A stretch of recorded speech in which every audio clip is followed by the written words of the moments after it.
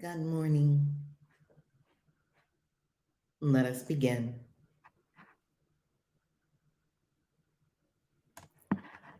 With a deep breath, honoring the divine, the all.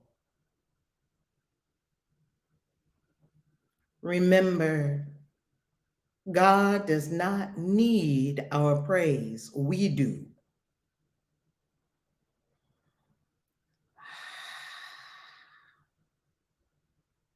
Breathe deeply.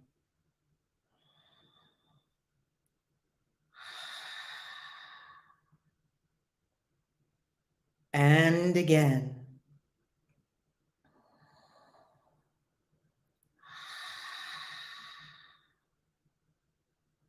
Deeper still.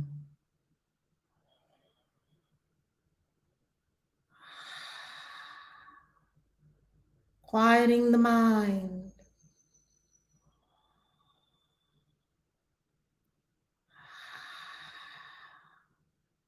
Finding one's own rhythm in the breath.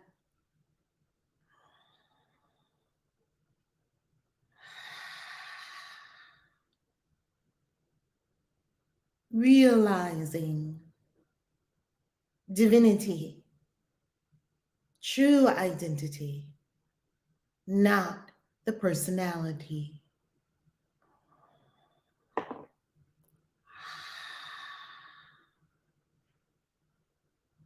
Breathe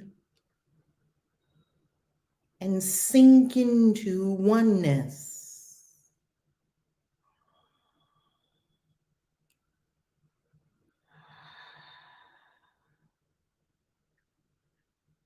Breathe and enter the portal that is the heart.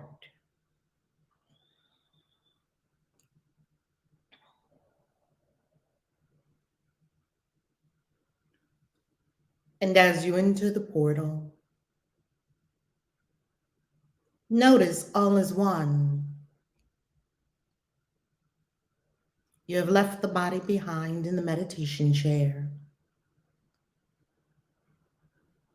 no longer concerned with the limits of the body, fully entering into the light.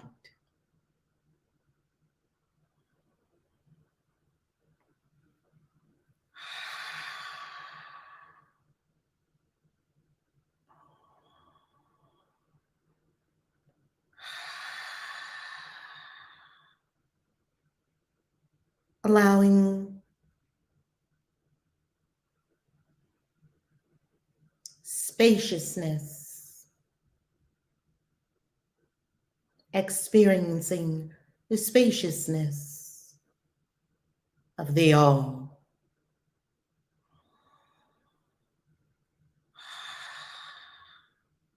Contemplation on the all is forever available. We must choose to give attention with an intention to meditation.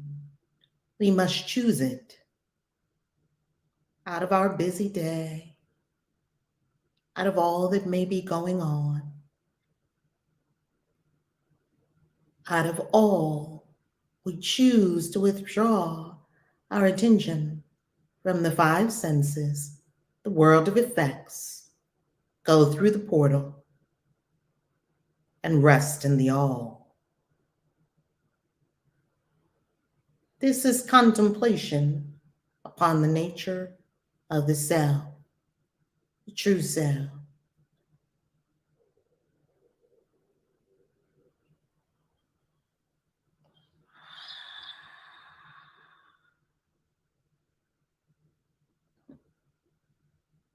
And while contemplating the nature of the true self in the all, ask, what must I do? Where am I to go?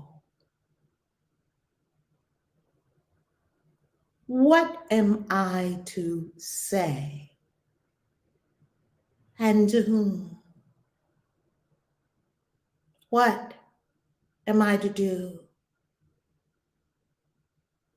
Where am I to go?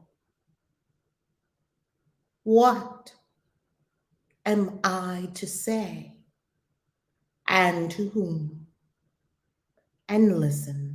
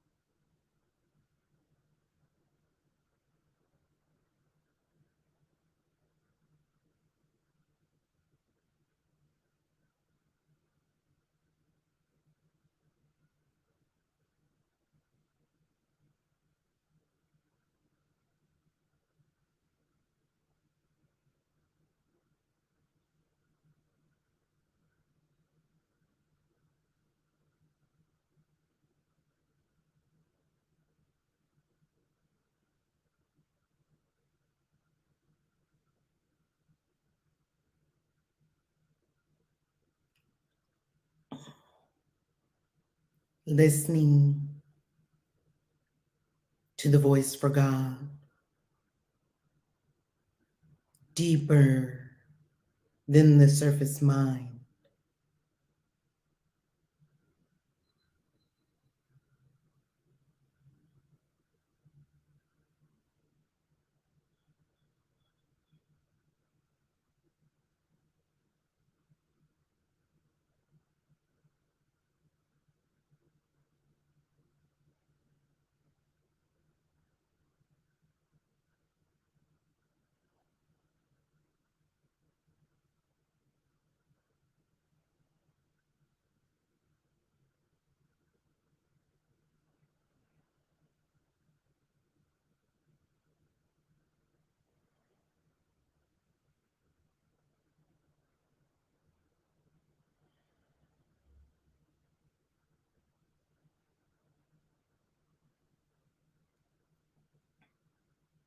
Remembering the four pivotal questions that lead the life, this life stream, in the direction of ultimate fulfillment and infinite happiness.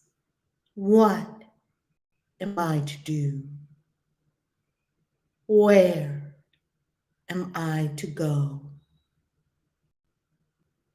What am I to say? And to whom? Notice all impressions. There may be visions from divine mind, not the surface mind. Know the difference. There may be a voice from the divine speaking audibly. There may be an impression of information.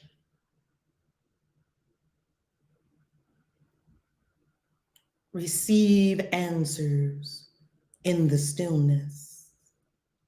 There is never need to be confused, to not know, to misunderstand, to be worried or doubtful or fearful.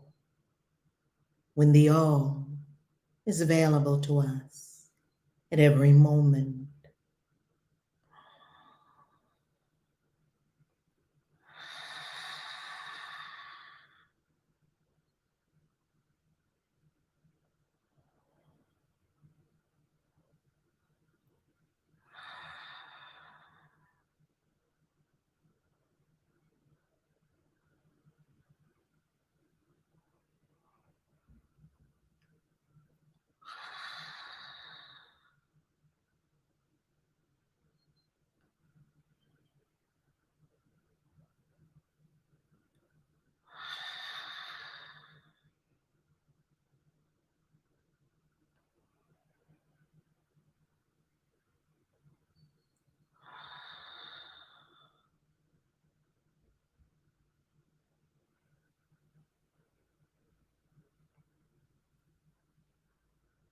Breathe and receive the answers.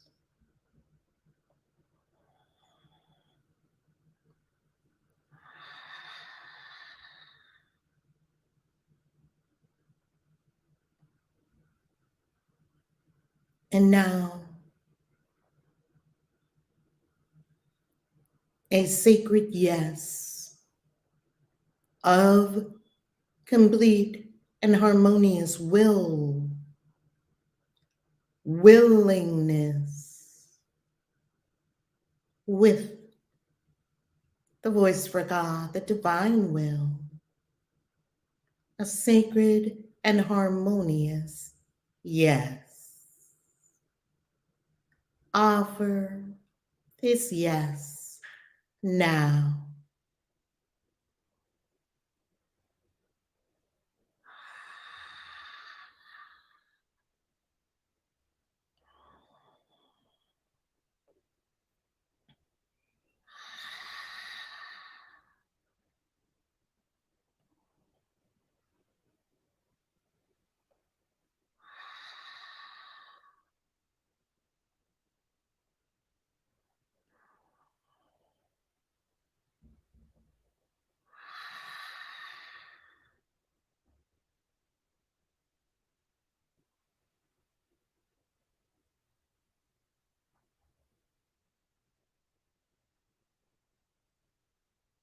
Breathing, be still and know what you are to do, where you are to go, what you are to say, and to whom. With perfect clarity and a sacred yes to seal the commitment, we bring our awareness to the time-space continuum, known as the third dimension, the world of effects. And of course, we rule the world of effects from inside, from the causal plane, consciously, with intention, awareness, and a sacred yes of willingness to the divine will, one and the same as the will of the self, capital S. When you are ready to receive a Course in Miracles lesson for today, look down first and slowly raise your gaze. Open your eyes. Slowly, gently.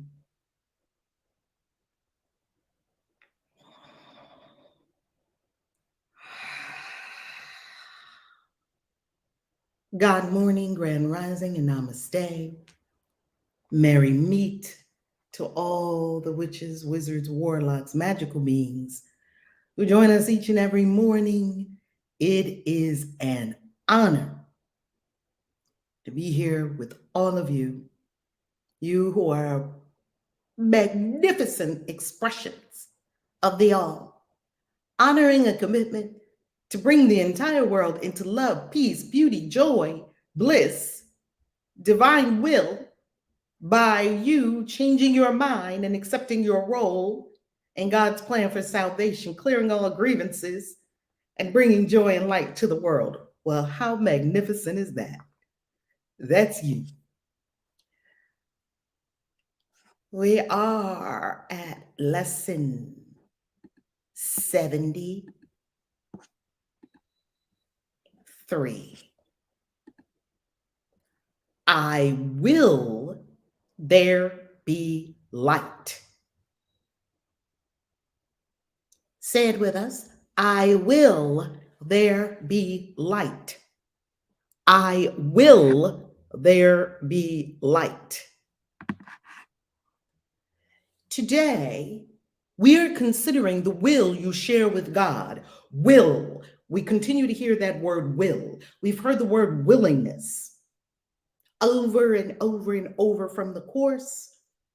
And the will, seated in the body temple, centered in the body temple at the solar plexus, the will is shared with God.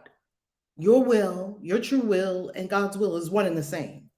This is not the same as the ego's idle wishes, out of which darkness and nothingness arise. We must begin to make the clear distinction between the ego's idle wishes and the true will of the self. The will you share with God has all the power of creation in it. The ego's idle wishes are unshared and therefore have no power at all. So we are now understanding when an idea arises in our mind, when a thought arises in our mind, we can quickly start to determine and distinguish if this is an ego thought or a God thought. Is this an ego idle wish that will land me in hell? Or is this a God will? The God will is shared. And therefore, because it is shared, it has the power of creation in it. The ego's wishes, idle wishes, are unshared and therefore have no power at all. Its wishes are not idle in the sense that they can make a world of illusions in which your belief can be very strong. But they are idle indeed in terms of creation. They make nothing that is real. So what is this telling us? This is telling us that the ego can have idle wishes and it will simply create more illusions. None of it will be real. None of it will be lasting. Wow, have I played that game?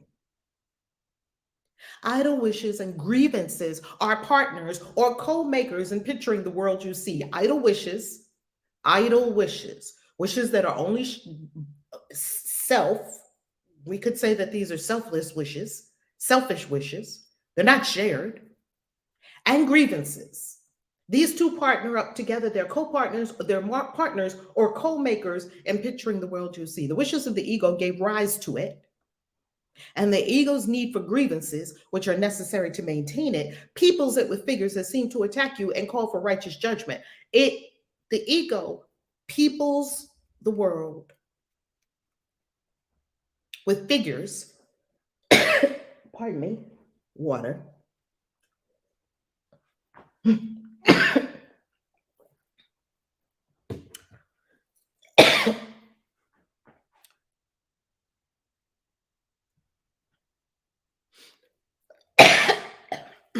Thank you. Pardon me. Peoples it with figures that seem to attack you and call for righteous judgment. Wow. Pardon me. Think of our relationships. And the ego puts figures, it peoples it with figures that seem to attack the self, the little s self. And therefore, because the ego saw attack, it made it up. It's an illusion. The response, righteous judgment. These figures, pardon me, become the middlemen the ego employs to traffic in grievances.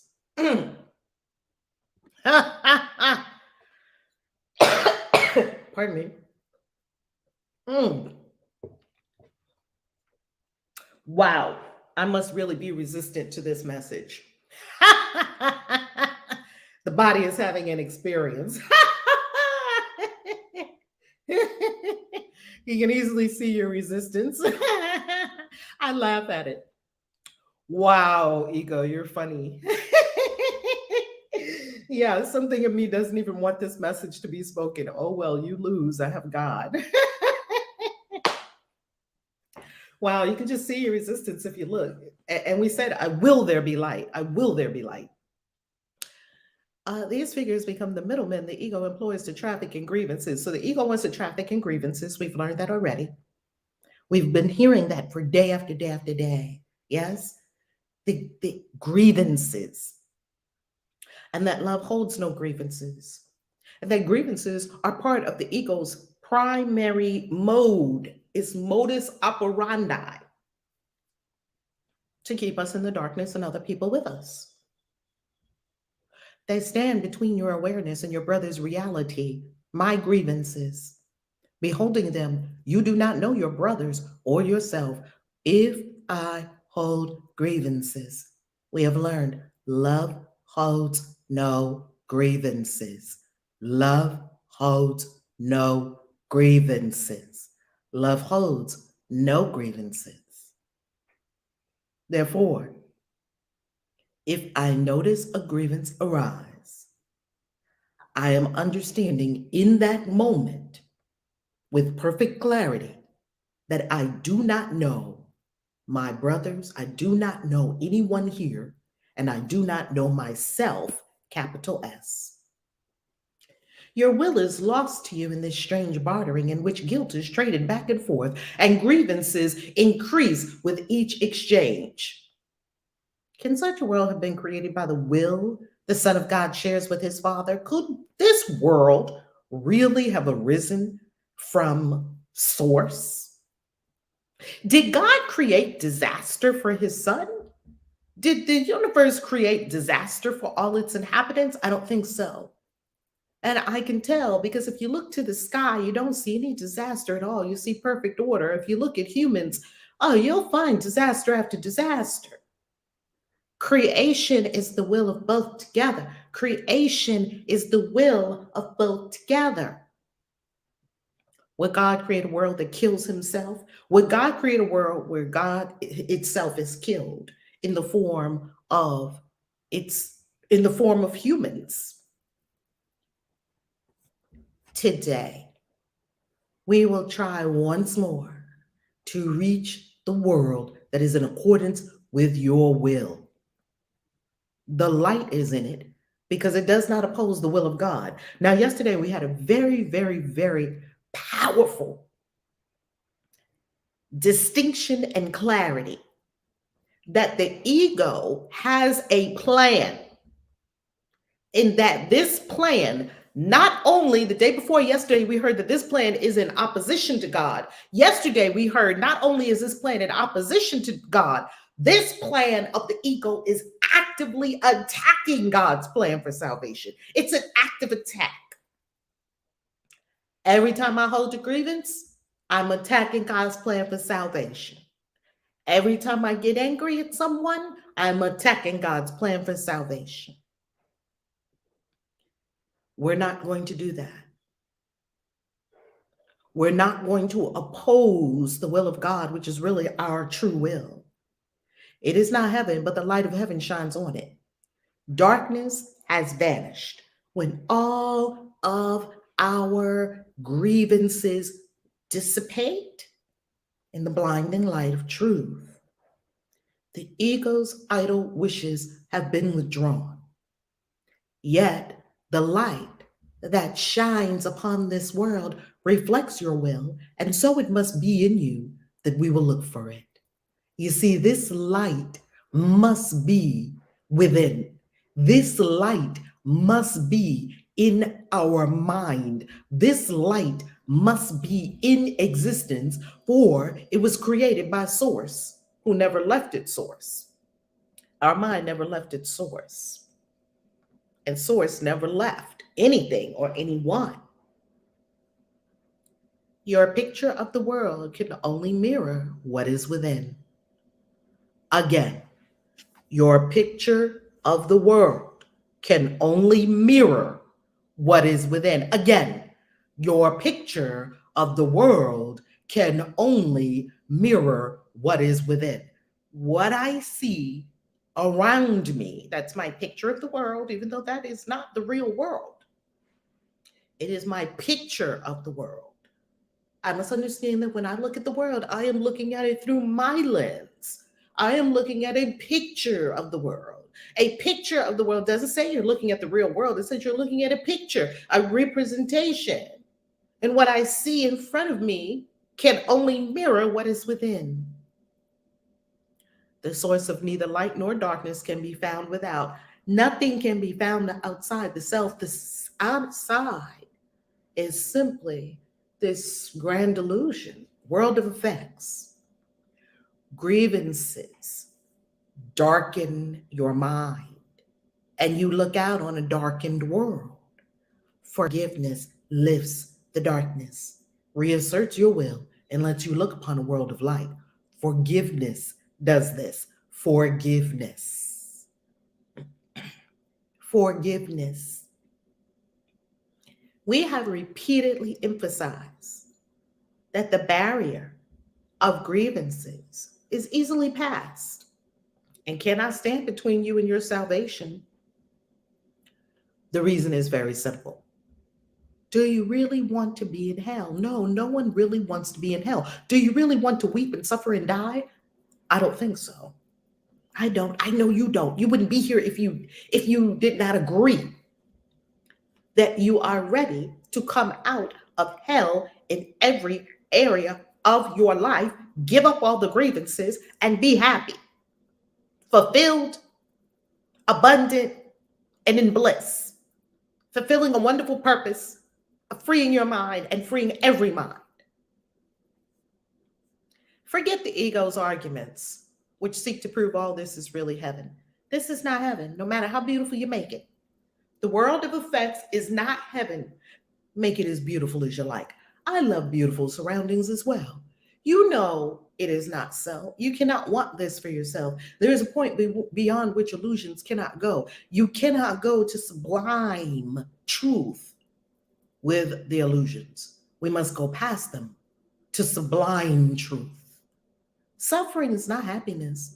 And it is happiness you really want. All of us really simply want to be happy. In all my travels all over the globe to all these different countries, I have found one thing common to all humanity that I have met: a simple desire just to be happy, unbothered, unmolested, thriving with your family, living a blessed life, enjoying life. It is happiness you really want. Such is your will and truth. That is our true will, to be happy. And so salvation is your will as well, because salvation and happiness means the same thing. You want to succeed, and what we are trying to do today, you want to succeed because who doesn't want to be happy?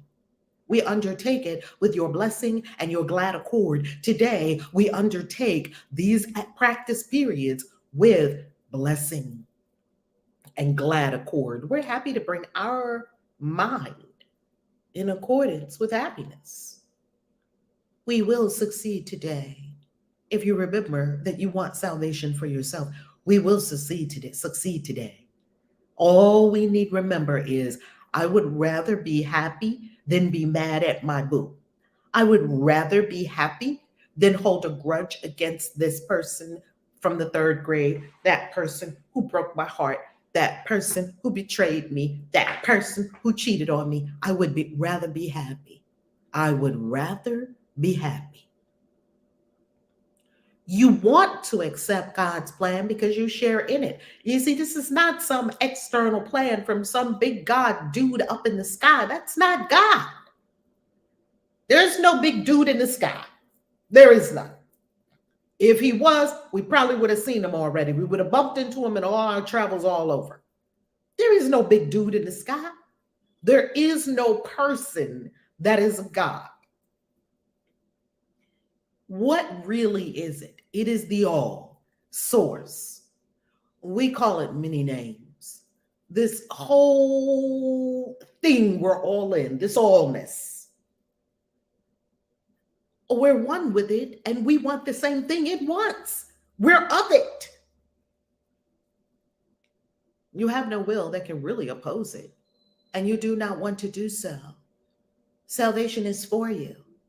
Above all else, you want the freedom to remember who you really are, who with a capital W. Who, oh, I thought I was a body and I was just going to get sick and die and suffer. And in the meantime, get my heart broken, be abandoned, and people attack me and people do mean things to me. I thought that was life. I thought that's how life worked. No, it does not. Life does not work that way.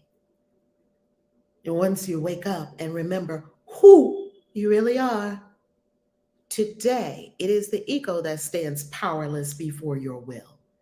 You see, before the ego could run circles around us because we didn't really know what was going on. We were unaware. And therefore, we were perpetrating what we were told, what we picked up from the mass consciousness of error thoughts. We kind of went along with the freight train the way it was rolling. And we thought we were powerless in some situations. Many times I thought I was powerless. I was not. I was never powerless. I thought I was. Today, we flip the script. We flip it. We flip it. We flip the script to, the divine will, my will, it cannot fail. Aleister Crowley knew this, great magician whom many misunderstood. Yet if you understand what Aleister Crowley was really saying, he was saying the exact same thing that is in the Course. He said magic is causing change in conformity with the will. What will was he talking about? This exact same will that is right here in A Course in Miracles, the divine will, the unction of the universe, the universe has an urge. It's urging flowers to grow.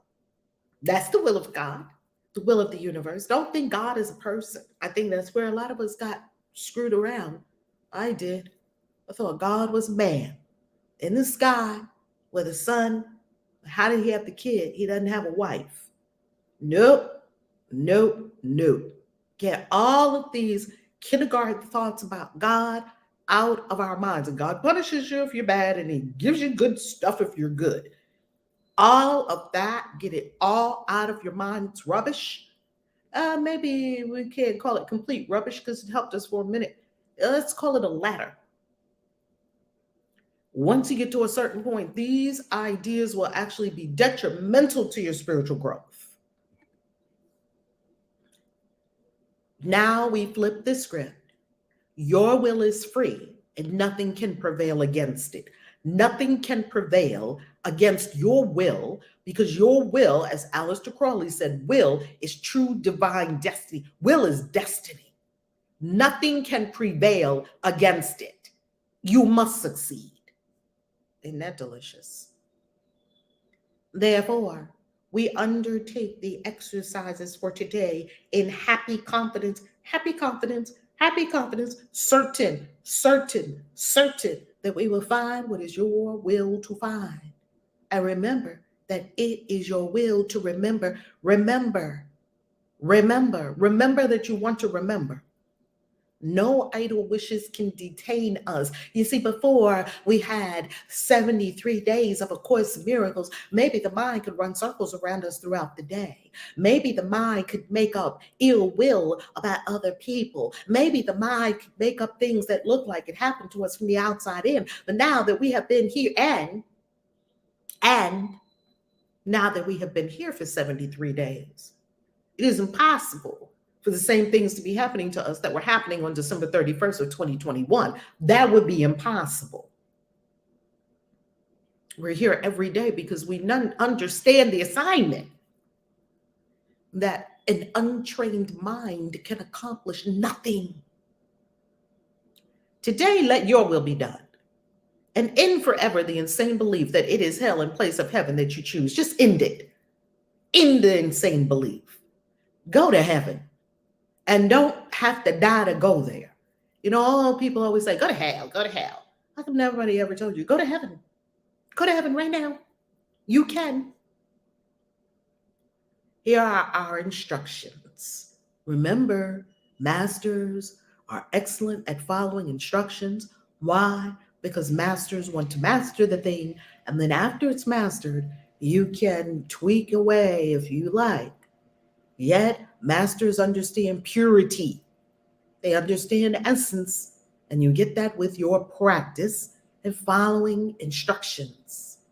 We will begin our long, and hey, follow the instructions. If it works for you, it works. If it doesn't work, don't do it. Don't not follow the instructions and then say it didn't work. We will begin our longer practice periods with the recognition, the recognition to know again that God's plan for salvation and only His is wholly in accord with your will. You see, we have been taught that God had this unreachable good will. You could never reach it.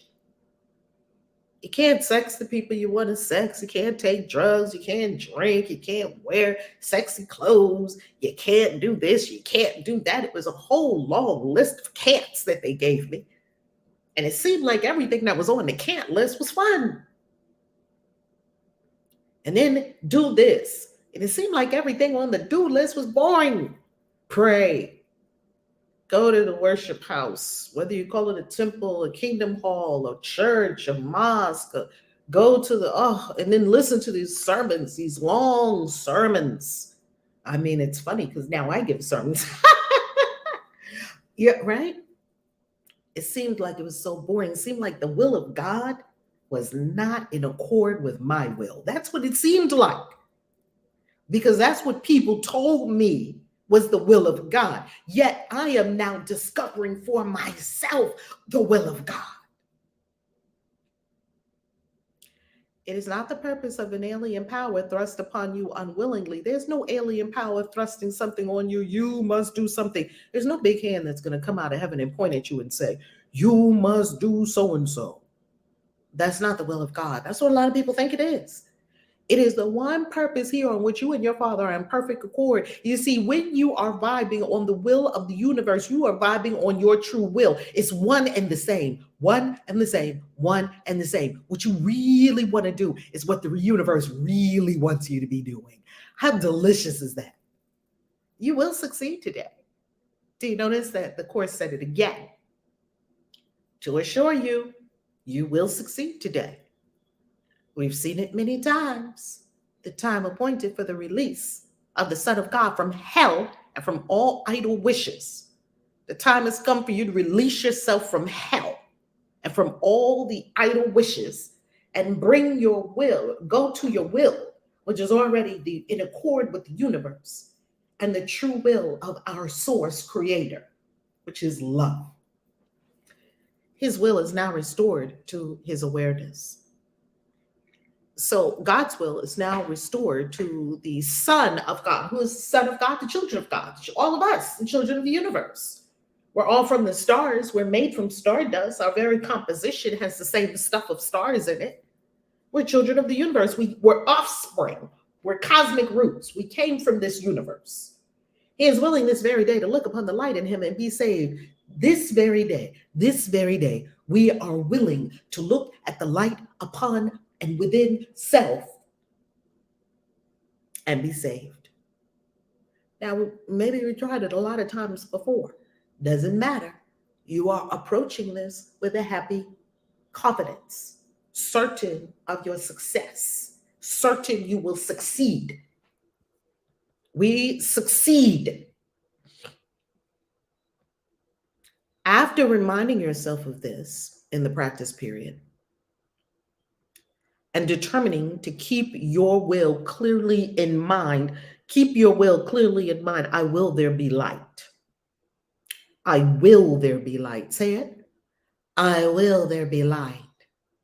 Again, I will there be light. Again, I will there be light. You believe it when you say it. You don't believe it when I say it. You say it out of your mouth for you. I will there be light. And determining to keep your will clearly in mind, tell yourself with gentle firmness and quiet certainty. See, this is gentle and quiet. It's simply firm and certain. It's not forceful and loud. It's firm. It's certain. It's gentle. Gentle certainty. I will there be light. I will there be light. You see, it's the will. Let me behold the light that reflects God's will and mine. I will there be light. Let me behold the light that reflects God's will and mine. I will there be light. Then let your will assert itself, joined with the power of God and united with yourself, capital S self. Put the rest of the practice period under their guidance, source and your true self. Join with them as they lead the way, higher self and source. In the shorter practice periods, again, make a declaration of what you really want.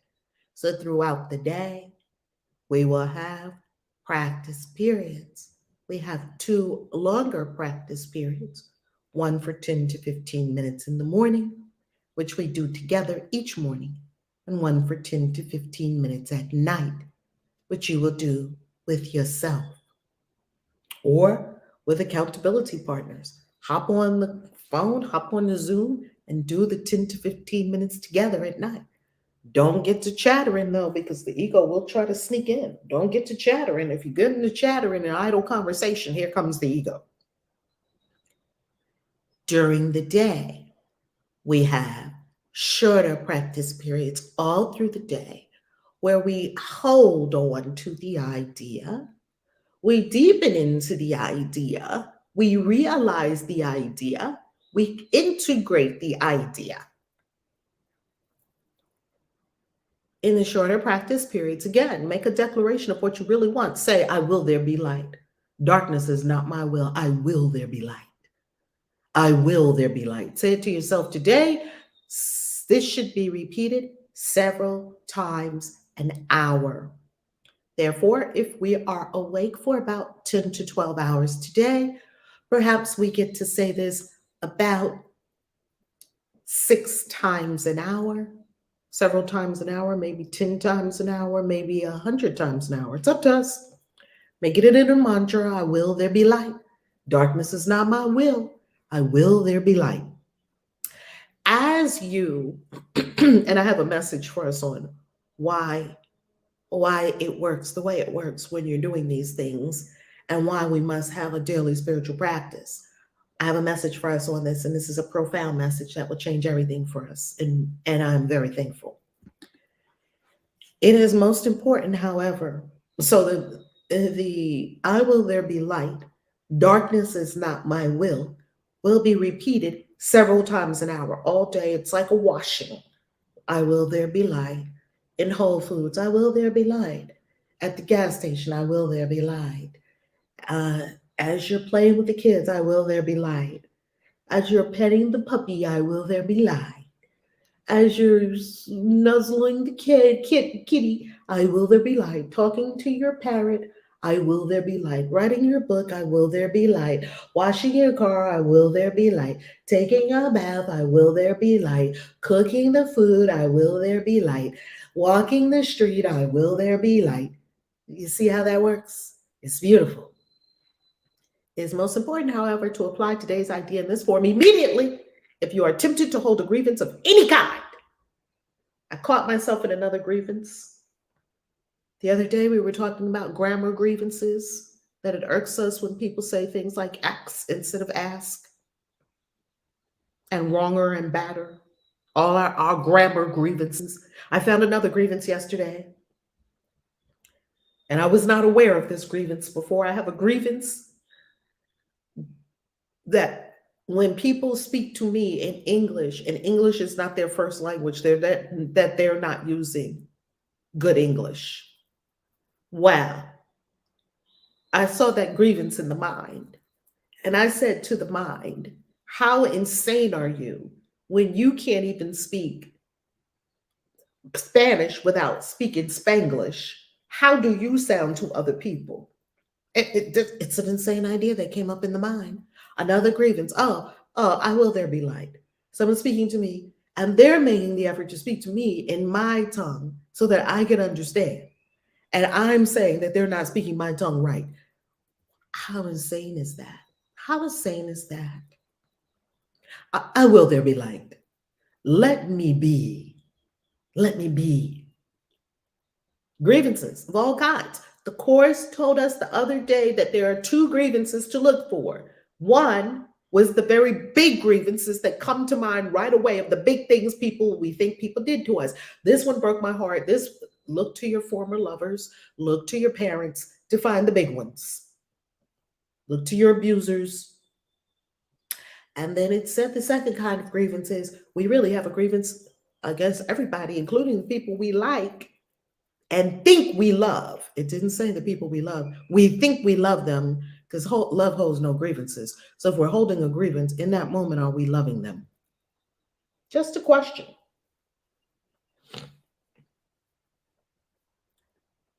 If temptation arises,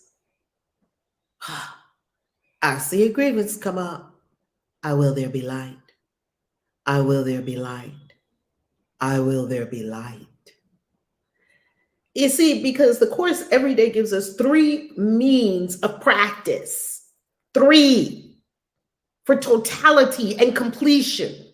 One, it tells us do two long practice periods, one in the morning and one at night. But it doesn't stop there. Two, it says have it as a continual washing several times an hour, intentionally doing this. Three, if a temptation arises, use it as a weapon, a laser. Shoo!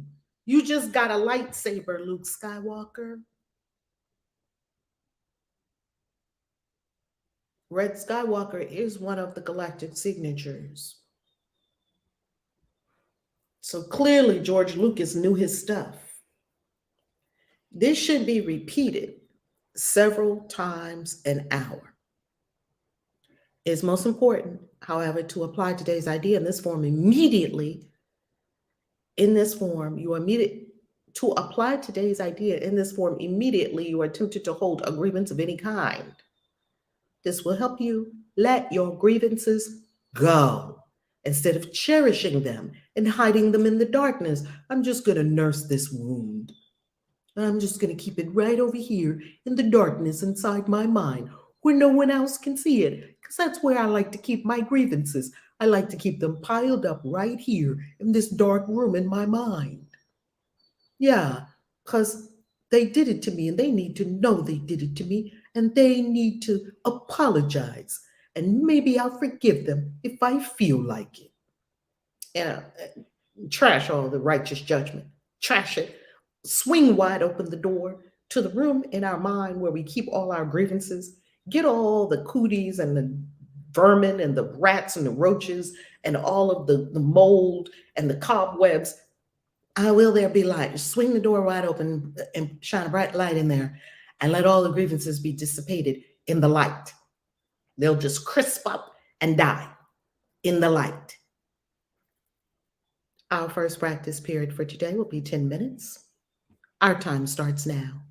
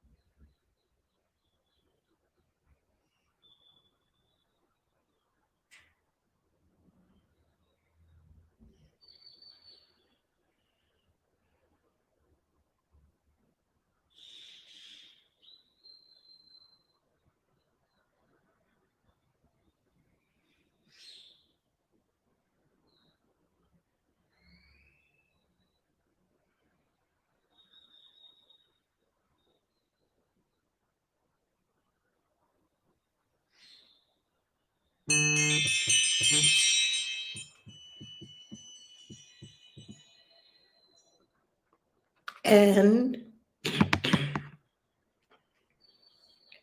our chimes have rung to signal to us the completion of our first exercise for today, the practice period for A Course in Miracles, Lesson 73, I Will There Be Light.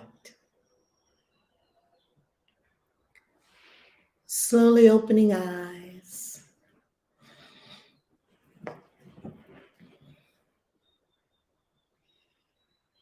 And returning to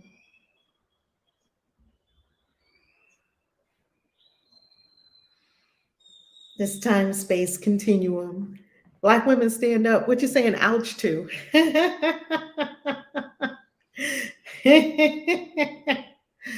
Ouch that our crazy minds have done so many crazy things. I am home in my home in Merida, Mexico, and feeling amazing. Arrived here yesterday afternoon, feeling amazing. I have a message for us. You were born. Here's the message. Here's the message. You were born on a freight train. You were born on a freight train. And what does that mean? You were born on a freight train of mass consciousness. It's a freight train going at top speed, hurtling down the tracks. You were born on this train. And when you were born into a creed, what the people held dear. You were born into a culture. Hey, we do this. You were born into a color or a race. This is what color we are. These are our enemies and these are our friends. Because if you do separation, you have to have enemies and you have to have allies. You were born most likely into some kind of spiritual framework or unspiritual framework, such as either Christianity or maybe atheism or maybe Islamic. Maybe if you grew up in a very, very, very scientific family, they were maybe not opposed to religion, they just weren't religious people, or maybe they were atheists, or maybe they were Holy Ghost Christians, roll on the floor, or maybe they were Islamic people, or maybe they were what, fill in the blank. You were born into a certain kind of socioeconomic strata. Because here on the third dimension, we've stratified life. We made it levels. And this is all created in the mind because everyone's all equal, of course. Everyone, there's equanimity. And when we say equal, we don't mean that you're producing equally. Everyone produces according to what they desire and can. We're talking about everyone has the same divine power, the same divine knowing, same divine access.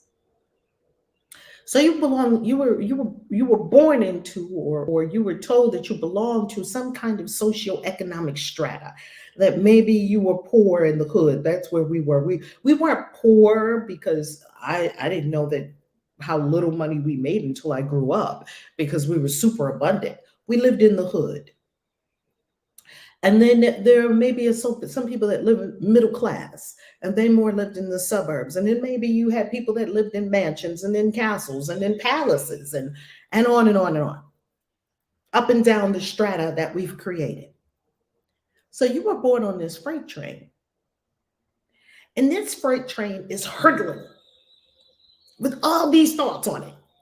Who you are, who your people are, what color you are, the creed you are, the culture, what country you're from, oh, pledge allegiance to this country, whatever flag they're having there in front of you, and you love this country and you sing the song of the country, and this country is the greatest country in the world because I was born in it. Now, of course, that's not so. Yet this is all on the freight train. Then one day, Someone abuses you, someone molests you, someone rapes you, someone beats you up, someone calls you out of your name, someone, and you make up, oh, this is horrible dream. This is horrible, right? And you're probably very young at the first instance of some kind of violence. I mean, even being born on the third dimension is somewhat violent if you came in like a lot of us came in. Maybe you came in with the doctor reaching into your mama's womb and yanking you out. Maybe you came in and you came and there was a bunch of bright lights on you and it was cold, in a delivery room. Maybe you came in and people started jabbing you right away with the shots in the foot, vitamin K and all that stuff they give to babies. Maybe they were wiping your eyes and sucking things out of your nose, and it was all so abrupt and so, wait a minute, I was just meditating for 9 months. What is happening? And we wonder why babies are screaming and hollering, bloody murder, because it's horrible. So maybe that was your first experience of violence, being attacked, this accosted on all fronts, your whole person being accosted as soon as you came out of the meditation.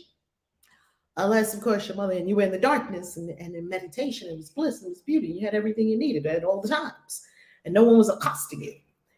And perhaps your mother was wise enough and was present enough to birth you in a fashion that was befitting the divine being you are. So if you got that, beautiful.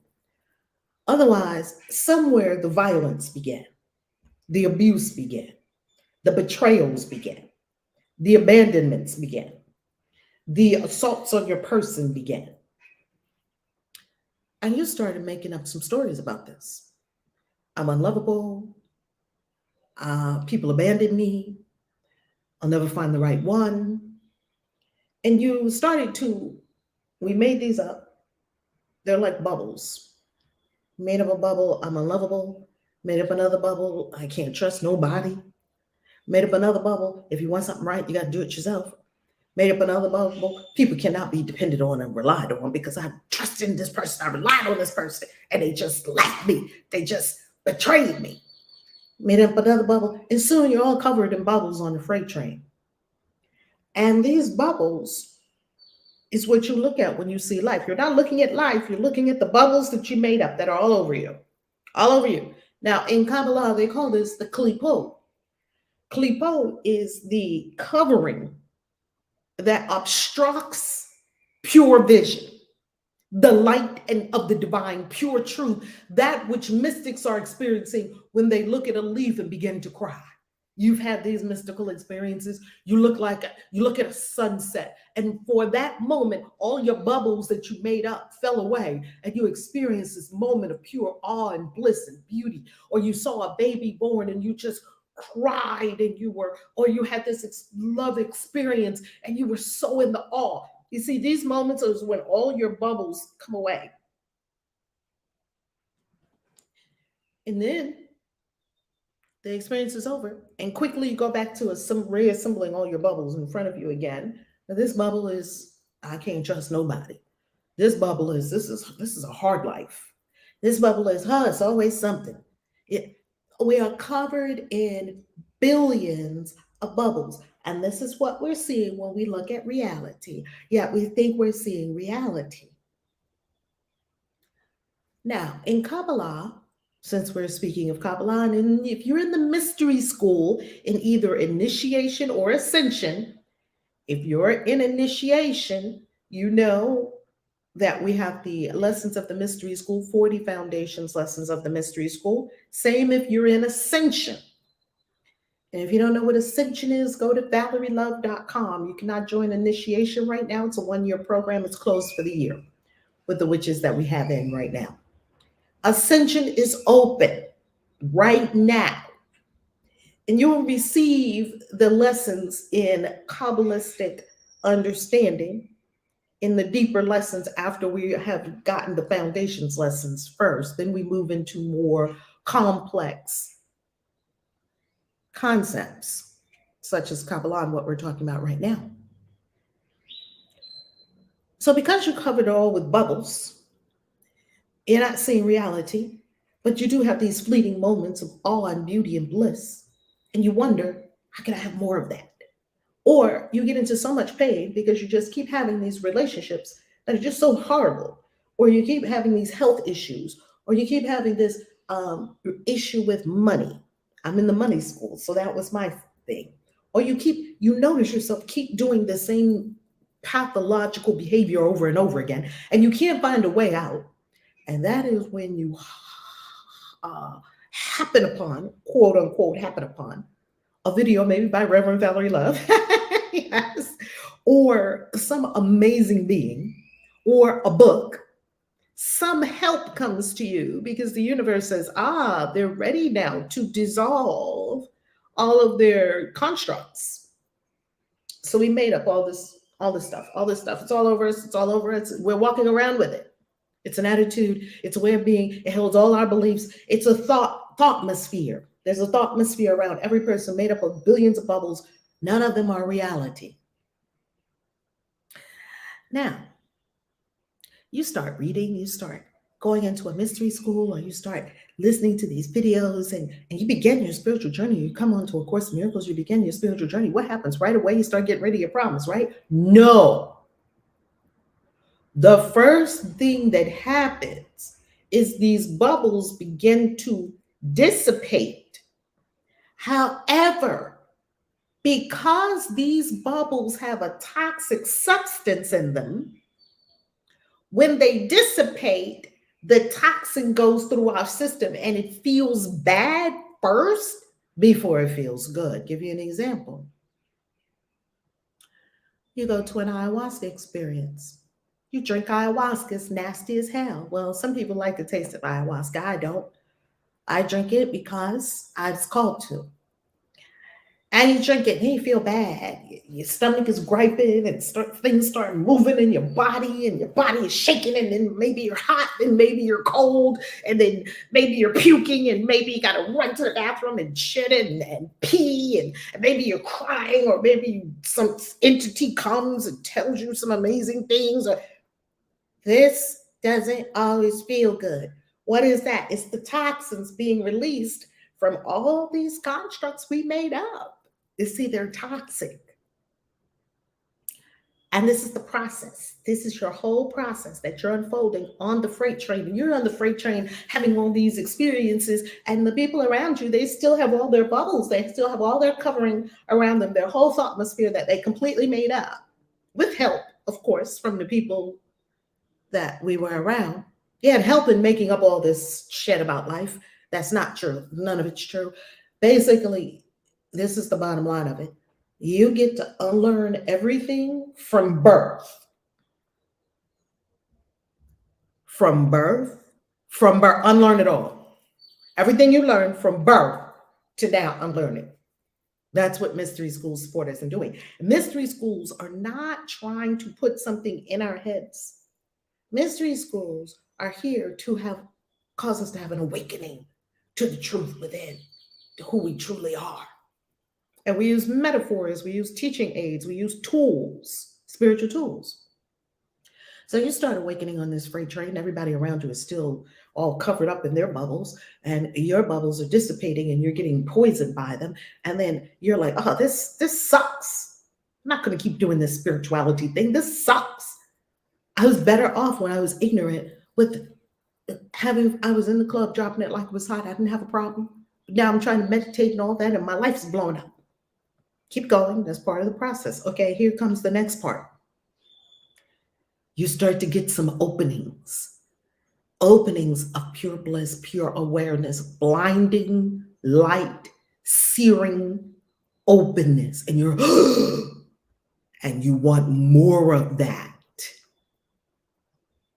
And you begin to understand and start to see the nature of reality. And scales begin to fall from your eyes, and you are having the exact experience that is described in the Bible as the Apostle Paul. Before he was Paul, he was Saul, and we know the story. He was riding on the road, and he met the Christ presence. He was riding on his horse, galloping. He was on the freight train. He was galloping to go do the thing he thought he was supposed to be doing. He thought he was right. Go kill some more Christians. Round them up and put them in jail and kill this cult. This is a cult. Then the Christians took it and did the other thing. They flipped it. They did that and then they flipped it and started killing other people that weren't Christians. You see how the ego will always turn out to be insane. And he saw the Christ presence on the road. And the Christ presence said to him, whoa, whoa, whoa, you know, Saul, why have you been persecuting me? And he's like, who are you?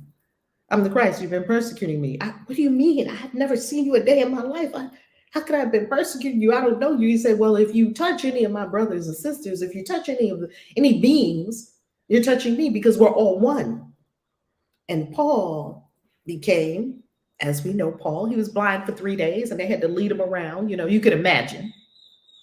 And Christ went to one of the believers and said, take him in. It was like, take him in? Yeah, and help him because he's going to be blind for a few days because he has to process what just happened. His body has to catch up to the realization he just had. But ain't this the one that was killing all of us? Yeah, but he's different now. Oh, he's different. Okay. And then the Christians had to take care of him until the very ones he was going to come and kill, they had to take care of him when he couldn't see jack. They had to feed him and everything. Come poop here, Paul, Saul. Now he had a new name, Paul. He's all the pieces. Like, what just happened? This is the story of what it's like when you have a blinding realization of truth. And it shatters everything you thought before. Well, Dr. G, when this came to me, and I'm telling you, it's so delicious. I was on one of my favorite podcasts yesterday, and he was talking about Kabbalah, and then the idea, the freight train came to me and all that, right? Okay, so you're crackling, but you are having these blinding revelations. Then what happens? Remember, as you are having these beautiful revelations and these moments, and you start noticing things are changing in your life, they're getting better, better, better. Are you just gonna just fall up the mountain to heaven? Did you ever see anybody fall up a mountain and go to heaven? No, no, no, no. You see, there's going to be a counterforce. What is the counterforce? The counterforce is the thoughtmosphere, right? Driven by the ego that wants it to stay the same. You're not going to just go straight up. Wee! So what is the counterforce also connected to? The counterforce is connected to our habits. We are habituated to talk in a certain way, jumping into a fight, blowing off top, right? We're used to being sad. That was me, sadness and depression and crying and whatnot. One day I remember I was about to cry and Spirit said to me, are you sad or is it a memory? And I sat there, or is it a habit? That's what it asked me. Is it a habit? I sat there and I said, there is nothing I'm truly sad about. Like maybe, sadness is part of human emotion. I wasn't trying to chase away sadness. I was looking at the sadness. Am I really sad? No. It was a habit. See, the counterforce of egoic thoughts, the thoughtmosphere around us, our habituation. We got a habit. They're built into the not built into, they're built up in the nervous system. It's a robotic reaction. They say this, we do that. And you see yourself doing it. And after a while, you're like, oh, wait a minute. This is a habit, but I can't seem to stop doing it. Okay, let me pray and meditate some more. And then the habit gets a little looser and a little looser, a little looser, and you're not doing it anymore. So you're not going to just go wee straight up. There are counter pressures. So you have these moments. So you're going to wax and wane a little bit for a while. You're going to have these amazing experiences, synchronicities, epiphanies, seeing people, new people in your life, new things. And then you're going to have some kind of something that's going to suck you back into, right? So you kind of go back and forth a little bit. And then you start saying, wait a minute, maybe I can slow down this freight train that I'm on. Maybe I can exit this freight train. Maybe I can get momentum in the direction of the divine. maybe that can become the whole trajectory and flavor and impetus of my life. Just maybe.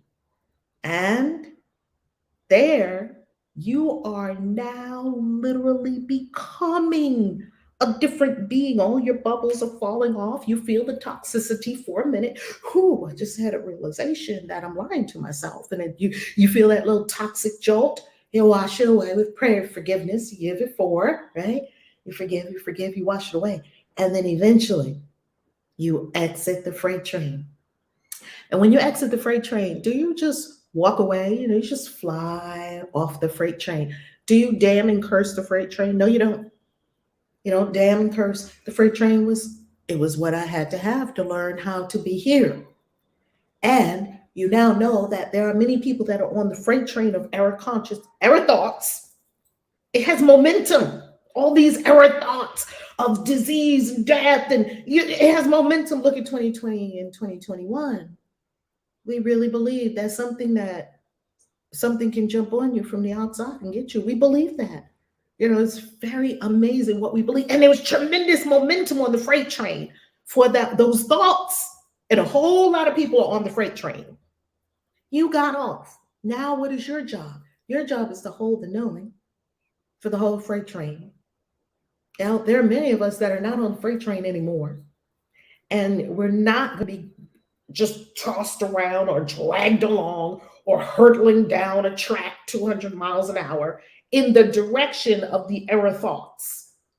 And that we, as we come together each morning, as we meditate, as we pray, as we have our mystical experiences, as we live magic, as we tap into the divine, as we live from the true will, which is love, then we know that we are holding the space for the whole freight train to disintegrate and for every being to emanate or to rise up from the freight train. We are literally changing the trajectory and that speed of the freight train and that momentum. See, thoughts have momentum because a lot of people have been thinking the same thought. It's momentum hurtling down the track. You don't have to participate in any of that. You can withdraw your attention and energy from the freight train. And the more of us that exit it, the less velocity it has. Thank you, Spirit, for the word. It loses velocity because it needs all of us to power it. It's not powered by itself. It needs all of us to keep thinking it and talking about it and looking at it. And that's why I never mentioned the C word. I never mentioned the P word. And then people were just throwing it all over. They were just putting more velocity on the freight train. And energetically, we understand that freight train is not real. There is no reality in countries or invisible lines that people draw on a map. I was listening to the flat earthers the other day and I said, hey, these people have a point. They were calling us globe heads. Globe heads. I was like, oh, damn. I didn't even know I was a globe head. But I just accepted that it was a globe. I don't know. Maybe it is flat. I mean, I'm not completely opposed to the idea, but there are some people like, no, that's ridiculous. I don't know. I haven't come to any conclusive decision one way or the other. I'm open to exploring all the possibilities. So don't get caught in any of the dogma, the doctrine, the mass consciousness hysteria, the freight train. Don't get caught on the freight train. Simply get into your experience of dissolving your klipo. That's what it's called in Kabbalah. It's all these bubbles we made up. This all around us. Dissolving it. Every time you dissolve one, and here's the beauty about dissolving it. Ooh, Spirit, here's the end of this, and then we'll open the floor for our discussion. Here's the beauty of this. When you dissolve this thoughtmosphere around you, this whole made-up construct, and some people have just a really big construct, all made up around them. There's some good news about this. When you don't have to go and dissolve each individual bubble because some of them are connected. They're like webs. So you collapse one big one, it'll collapse a whole bunch of them. It's like taking, the cards out of those little games you play and then the thing falls down. You don't have to go and try to get each individual bubble. And is this the bubble of I believe people can't be trusted? And this is the bubble of I believe I'm not loved. And this is the bubble of it's always something. And this is the bubble of every level new devil. If you dissolve every level new devil, it'll probably dissolve 20 other things along with it. Thank God the system works like that. Because I mean, we'd be here forever dissolving these crazy bubbles we made up. Now, Kabbalah says that if you are in these bubbles, it looks like the foam on the top of the ocean. How long does the foam last? It doesn't. The foam is not even the substance. And you go down and you're in waves, and then you go all the way down to the bottom of the ocean. There's nothing. There's darkness, there's stillness. There's no waves at the bottom of the ocean. There's stillness, there's the all. It's darkness, no sound, no light. Now, so that's one good thing about dissolving your bubbles. Here's two big, big, big benefits that are going to come to you from dissolving these bubbles that you're going to love. Are you ready? One is that you must, in Kabbalah teaches, you must expend energy, creative energy to make the bubbles and keep them in place. We're not just making these out of nothing. We're using energy. We're using our thought form energy, and we're using our emotional energy to hold these beliefs in place. All these bubbles around me, I've got to maintain my structures. So I have to use energy, thought, and emotion to make them and keep them, because I got to maintain this thing. Isn't that crazy? Why am I using my energy to do that? Okay, it gets better. When you stop making bubbles, you free up that creative energy. You're no longer sitting there making up that they did that to me and how I'm going to take them to court and then I'm going to get this attorney and then I'm going to. Do you see how much energy that's freight train? See how much energy you have to put into it? And then we're going to file a continuance and then they're going to file a stay and then the judge is going to rule for me and then I'm going to get the money and then I'm going to be right. And then I can be happy. That you can see that's Eagle's plan for salvation. What must change outside of yourself, a person or a circumstance or event? What must change outside of yourself, not yourself ever, to make you happy, to be your salvation? So therefore, seek but do not find. Never going to find it. Well, all that energy, family, that we are using to expend to make the thought forms and hold them in place to our person, when you stop making them, the factory is no longer going making up shit. Therefore, all that energy that you used to make up all this crap is now recaptured, available for healing in the body temple, for pouring energy into righteous love relationships, for drawing to you delicious fruit and avocados and mangoes and spinach, and for causing you to be in the right place at the right time, for causing you to be wealthier and more abundant, and happy for you to be more creative. Pour the energy into a book rather than pour the energy into, we're going to sue them because they did me wrong and I'm going to do this and then they're going to do that and then I'm doing, because you have to think of moves and counter moves.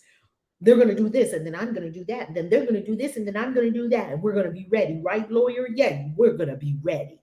And only the lawyer wins and all that, because they just keep making more money and more money and more money, and they just are very highly incentivized to drag that thing out forever. You recapture all that energy because you're no longer making shit up. Your factory. You see, you're going to have a factory. You can't not make things. You're going to have a factory in your mind and the emotions, right? You're going to make things. The question is, are you going to use that energy in the factory to make up, they don't like me, or I'm loved by the universe? The second thing that's going to be a magnificent magnificent boost to your energy. If you don't have energy, check your bubble making. You could be sitting on the freight train, stewing with all of them, making up shit. Now, here is the second benefit you're going to get. Because this vast allness that we were not in contact with because we were all bubbled up, it was like putting 20 layers of bubble wrap all around yourself. You're not in connection with the universe, nature, your true self, none of it, because you're all bubble wrapped up, right? Well, when you take the bubble wrap off, you are now direct connect with the whole universe, and you have the energy of the whole universe flowing through your system. Whoo! Whoo! And then you become an unstoppable force. The floor is open for conscious conversation. Please don't come to the stage and tell us that you don't what you don't have.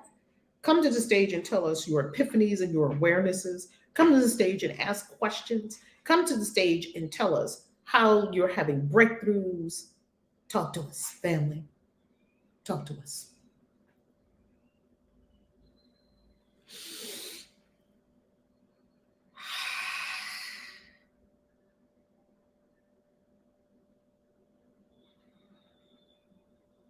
Good morning, everyone. God morning. How you loving? Queen Adassa's in the house. How you loving? I am loving great. I am back.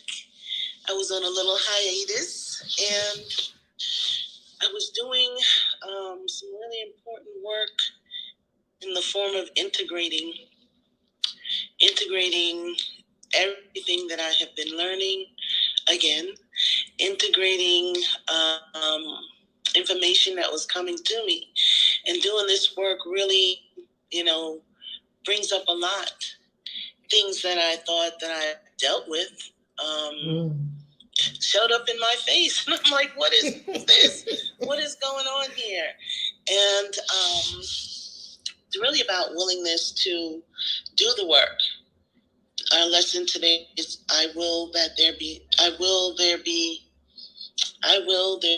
light. Okay? And so my will is what I am looking at, because I really thought, when you think, yeah, I'm doing this work, I'm doing great, and then something comes in front of you that says, you know, and then I'm like, well, what do I do with this? So, like you said, back to the laboratorium, back to making this thing scientific, back to looking at this thing, because I cannot afford to ignore any of the information that comes before me, and I cannot be on that freight train just blasting through and not ever taking pause to say, what is going on here? So I have been going through some deep integration of everything that we've been learning.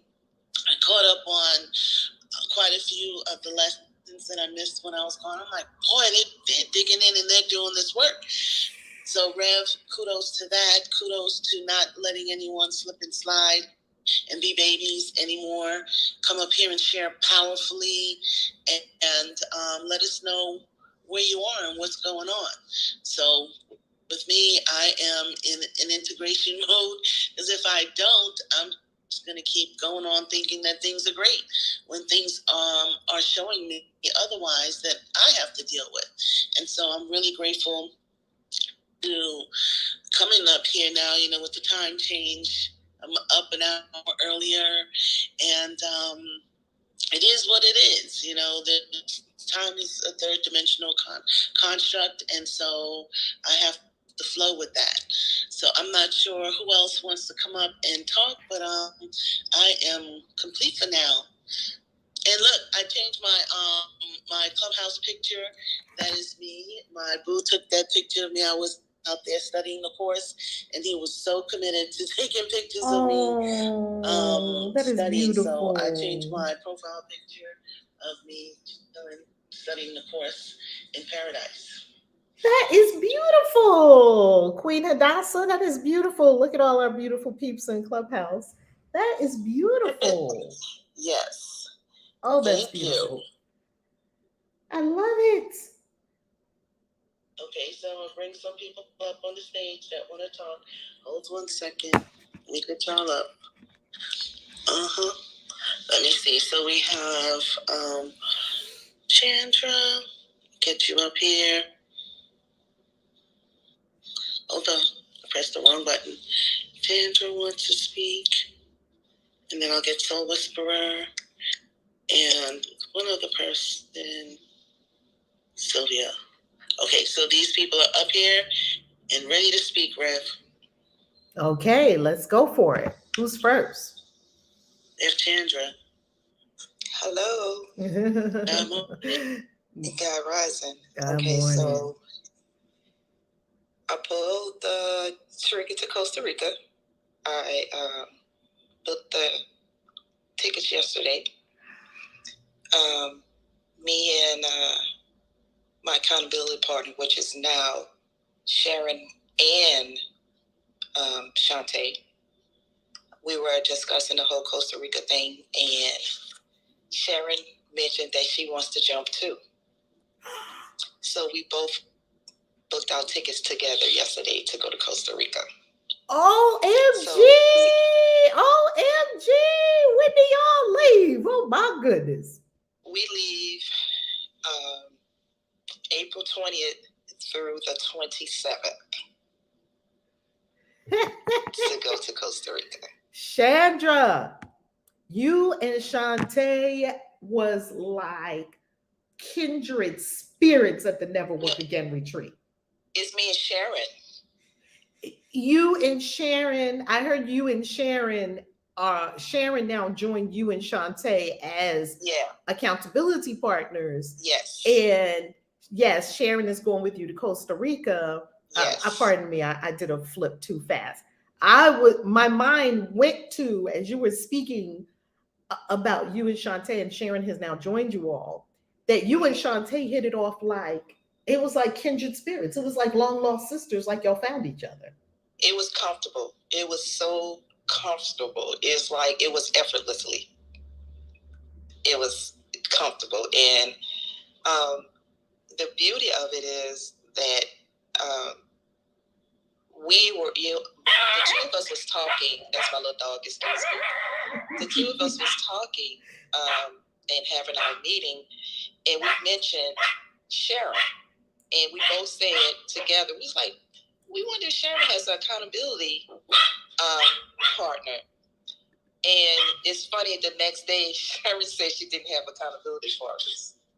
So it's like it all just came together. So Sharon and I, we are Sharon so excited. did say that. She just said that day before yesterday. Didn't she? Yep. Oh, and we were talking about adding her, and she mentioned it on her own. So it just shows how spirit actually moves. That we spoke it, and now she's a part of it. I realized that the three of us, we were meeting for our blueprint, and also to go over that, to hold each other accountable, to move. I realized the power of the three, and I'm excited to see how we unfold and grow. Shantae even started a Never Work Again telegram for the three of us to share information, to give inspiration, and and Shantae is supporting Sharon and myself with a class on podcasting, how to do all of that stuff. So we are sharing our talents and our resources to support each other in moving forward in this evolution, in this journey that we are on. And I'm excited about that. And I'm complete. OMG. This is what it's about, family. When you registered for Never Work Again, did you imagine that you would get two new powerhouse sisters and the three of y'all would go in? I never imagined. I love it. It's beautiful. It's exciting.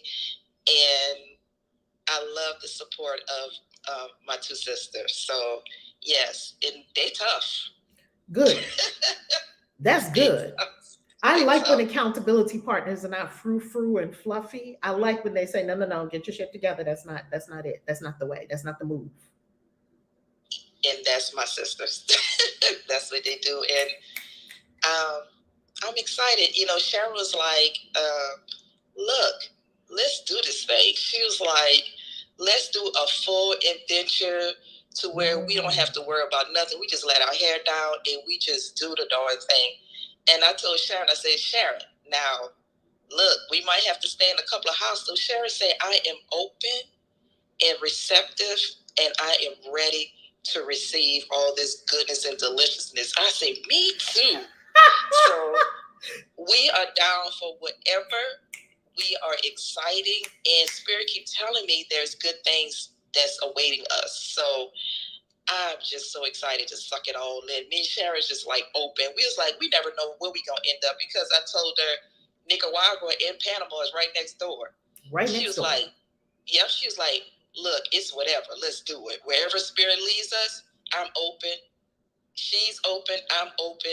We're excited. So, yeah. Congratulations. Thank you. Congratulations. And I'm complete. Wow, y'all did the work. Y'all did the work and you're doing the work. And you know what I love about it too? That y'all are in ascension. And in ascension, I tell everyone, get an accountability partner. We tell you that right up front in ascension, right? We tell everyone right up front, get an accountability partner. You're not going to do this on your own. You're not going to soar on your own. You're not meant to do this on your own. I'm actually revamping the orientation of Ascension so I can really, now that I've had a few months, 3-4 months, because Ascension launched on 11/11, and this Thursday we're actually having an Ascension Zoom to announce some new member benefits. Ascension is about to expand, and we're going to be on a Zoom this coming Thursday, and it's going to go out to all of you today, Ascension members. And if you're not in Ascension, go to ValerieLove.com and hop in Ascension. Because in Ascension, this is going to be your program for your mind, your destiny, and your wealth. Of course, to get off the freight train and to also be well resourced for your destiny on the planet, which I find that a lot of light workers, including myself, are not always well resourced for their work that they're doing on the planet. So when we say in Ascension, acquire an accountability partner by yourself, you will take yourself out because you're still on the freight train covered in bubble wrap. Get some help. Support, not help, support. Congratulations, Chandra. That's how you do it. They have their Never Work Again blueprint that they received at the Never Work Again retreat. It is very specific. You step by specific and simple. Keep it very simple. And they are working their Never Work Again blueprint. I love it. Do you see I'm sitting in my home in Mexico? Do you see that this house is so easy to pay for? It's a bigger house than I even need. I walked you around this whole house. The house got more rooms than I even need. I don't even go in all the rooms every day. Come on, family, let Spirit do it. Get off the freight train. You'll work less and you'll have more. I promise you. And if you don't like this house, go to another one. In my father's house, there are many mansions. Who's next? Congratulations, Chandra, Sharon, and Shantae. Yes. I have 2 powerhouses on my team, and it's just phenomenal. Ooh, all 3 of y'all are powerhouses. And I like the that y'all did. The Sharon, the Chandra, and the Shantae. I like how y'all did that. I like that. Oh, goodness. Who's next? Hello. It is I. And hola. Hola. Bienvenido. That's right. Welcome back home. Oh, gracias. And Chandra, and as they're making their way down, come on down to Ecuador and come on into South America. Anyway, I'm trying to get to Mexico, actually. Good morning, Kaisi, and every beautiful being in this room and on YouTube and Facebook. I have to say that the grievances lessons, ouch. Because I clearly, I've been on my spiritual path a long time, and I know a lot of stuff, and I've practiced and done everything, and I'm still doing, and I know I'll be doing till I cross out of this experience. But you know how when you get in and you're like, if you ever see somebody, maybe children on a playground, and one of them starts to bully another one, or a gang of them, and they back that child against the fence or against the corner, and they start taunting them. This is my metaphor. I love the freight train metaphor, by the way. This is mine, backed against the wall and surrounded by all these children who are like, yeah. Well, that's what's kind of happening to me through the grievances portion of these lessons. And it particularly came to light this morning because, here in Ecuador, we don't change time. And so I have my life structured a certain way. In the morning, I'm up a little bit early so I can do the things I need to do before I come here, because I've committed to come here every day. And then I have to teach online sometimes. And sometimes I teach before the Course in Miracles, because I have students that are in China and other places where the time thing means that at 4 o'clock or 5 o'clock classes. So I found myself with a big grievance this morning when I, woke up, and then I looked to get my computer set up for Course in Miracles, and then I looked and said 6 o'clock. It threw my whole thing off, and I had a real attitude. And as I did, I said, well, I don't know if I can be, this is asking me to rearrange and reconstruct, and how much I said I would come at 7 o'clock. Now, what is this? And I saw myself, and I still hit the button.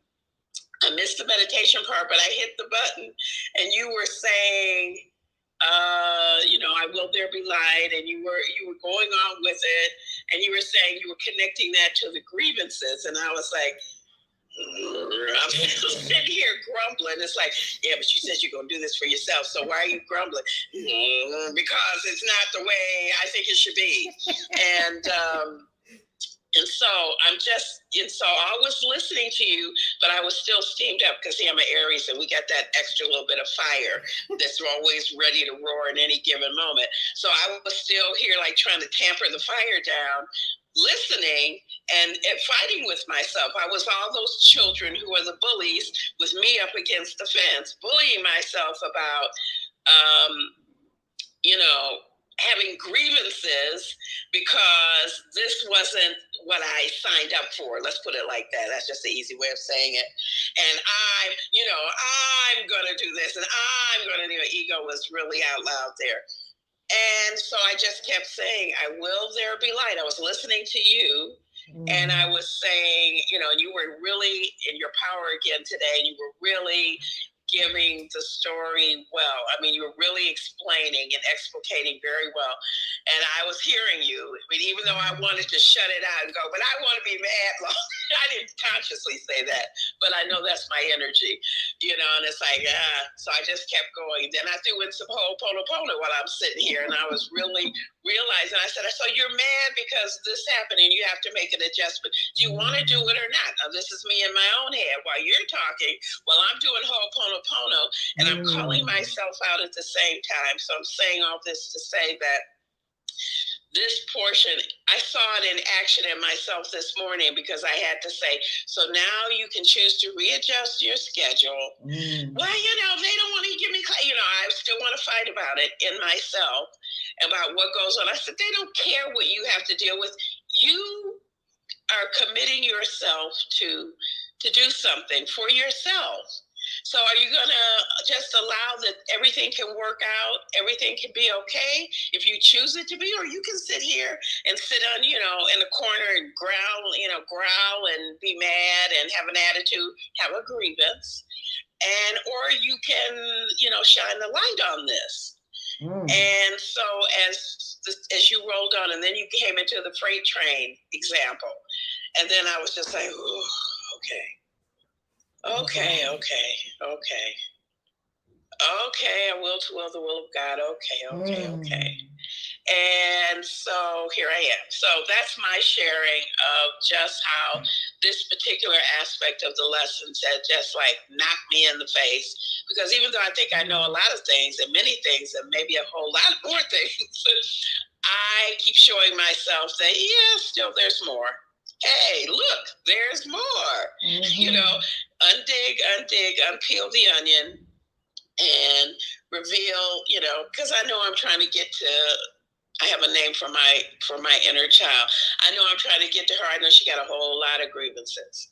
And so today this lesson triggered something that I think will be big. Like you said, if one bubble pops or is released, then it may heal a whole lot of other ones, or it may pop some other ones. And that may well be the case today. So as always, I don't come up here much, but sometimes I do in order to make myself say things out loud that I would rather just like, well, nobody needs to know that. I would rather sit in the corner and just think about on my own. Sometimes it's an act of courage for me to just say, come up here and reveal my imperfection as I see it. So that's my sharing. I think I said everything. I thank you always, Kaisi, again, for your beauty, for your grace, for your love to want to have everybody be whole, be wealthy, and be free. For that, I give mighty, mighty thanks because you do it well. And I am complete. That is delicious, Soul Whisperer. You know why that's delicious? That is so delicious. That is so delicious. Because I was having a similar experience. And here's what happened. Since we have been on for these 73 days, I might have been in a dozen locations. When we started on January 1st, I believe I was in Mexico City. Yeah, I think I was in Mexico City. They're in a different time zone. So I had to look up where is Mexico City in relation to 7. Like our peg is 7 a.m. Eastern time. That's our peg. So I got to go, okay. Oh, Mexico City is on different time zone. Okay, get that together. Then leave Mexico City and hop over to, I think I went to Merida for a little bit, or Cancun. I was in Cancun. Oh, Cancun is on Eastern time. Okay, great. I'm back at 7. Okay, leave Cancun, hop around Isla Mujeres, Cozumel, different cities. Then come over to somewhere else. Where did I go? Miami. Then from Miami, our event, I went to Vegas. Vegas is on Pacific time. So to be ready for 7 a.m. meant 4 a.m. in Vegas, which meant while I was in Vegas for that week or so, I was waking up at 3 a.m. From Vegas, I go to Miami, take care of some business in Miami. We're back at 7 a.m. Whee! While I'm in Miami, the time changes. I come to Mexico yesterday. The time does not change here yet until April 3rd. Sunday, April 3rd is when the time will change here. So, me here now, it is 5 a.m. Normally it would be 6 a.m. for 7 a.m. Eastern. It's 5 a.m. And when the time changes, it will go to 6 a.m. in Mexico, Merida, Mexico. So I wake up now at 4 a.m. to be ready at 5 a.m. for 7 a.m. Eastern. Soul Whisperer, I'm with you. And you know what it's been for me? A supreme lesson in time is a construct, because we have a point, a fixed point at which all the souls come together and meet. It's a fixed point. And when we come to this fixed point together by synchronicity and intention and will, the magic happens. And the magic's not even happening according to the time, right? So I get to adjust myself for this. Yes, it is. I do know time is an illusion, but that isn't even it. It's like I'm also seeing, listening to you just talk about I hopped over here and the time change. See, in my mind, I didn't even consider that. I just considered I have to carve out this time every day. I didn't think about it as like according to Eastern time. So I would have, if I had considered that initially, I think maybe I wouldn't have been so taken by surprise. But I was just like, okay, my mind, I got this together, it's organized. And so I can see I want my straight lines to stay straight. I want to stay in the square here perfectly so that I can keep myself in a feeling of being in order. And it just showed me how a lack of flexibility or in myself. I understand that with 3 planets in Taurus, but still, when I'm acting out my life, it just says, okay, so, so relax, so release, so be a little more fluid. Can you be a little more fluid? This is me talking to myself. It's like, you don't like it. Okay, you don't have to like it, but can you do it? So, good on you for like going with the flow in a big way. Maybe that's that air just moves, right? But that is definitely air, because the butterfly is just all over the place, and it's like, ooh, fly here, fly there, fly there. Yeah, it's definitely air. But I realize the earth signs are probably having a fit right now. Oh, see, and I can kind of relate to them too, because I think I said I have 3 planets in Taurus, all in the same house. But anyway, that's all I have. Thank you very much. And I am complete. Well, I am happy we are overcoming. I'm happy we're overcoming our time grievances.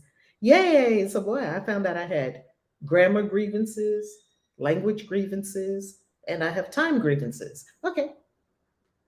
And I don't even control time. I don't control them changing. And guess what, Soul Whisper? It's going to change again in the fall. Like, okay, just as we get everything set up, all our little ducks in a row, that's us being on the freight train, trying to put all our blocks and not wanting them to move. But we're on a freight train. The freight train ran around a curve, all my blocks slid over. No! Right? And when we're in divine mind, it's the same every day. And when I say the same every day, I don't mean it's identical every day. I mean it's always source. Source is always source is unchanging. Source is unchanging. Who's next?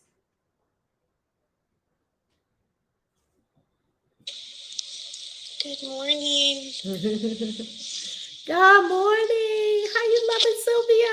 Sylvia, I was praying for you because you got lashed by both Reverend Val and Dr. Jiwa the other day. You good? You good? I'm good. I didn't get lashed. I got to correct my illusions. Oh, beautiful. I loved it. Oh, loved it. Okay, so I'm gonna get off of the freight train with you guys on the time, because now for me my time is 4 o'clock. And yesterday I missed it because I didn't even know the time was going to change because I'm in Arizona. Oh yes, it doesn't change. So I thought that was interesting. But I have got a most amazing, abundant testimony this morning. Can you hear me? Yes, I hear you. Okay. Perfect. Yes. Okay, I wasn't sure because sometimes where I live at, we live in the mountains, and the reception's not always that great. Okay, so I was immensely blessed by coming on to the floor that day. I guess 2 days ago, and I want to tell you that after that call, and I have been doing. It's like Soul Whisper says, we're always doing the work, and then something new, like you says, new bubbles pop up. By the way, oh my gosh, everything you said this morning was just so beautiful. And then that, when we ended that call that morning, and this is absolutely for the glory of God, for God's glory. When we ended the call, I told my husband, it's done. My bullshit story is over. I have been and I have been growing through these past few years. I go, and it's done. I told him, nothing will be talked about. His response is, well, you don't even talk about it. I go, well, now I don't even talk about it even more. And that day, so I got 3 miracles, Reverend Love. Ooh. That day, and this is for the glory of God, for everyone listening, when you know that you are on that freight train and life is going in the direction that you need to look at that illusion and correct, this is for all of us. That day,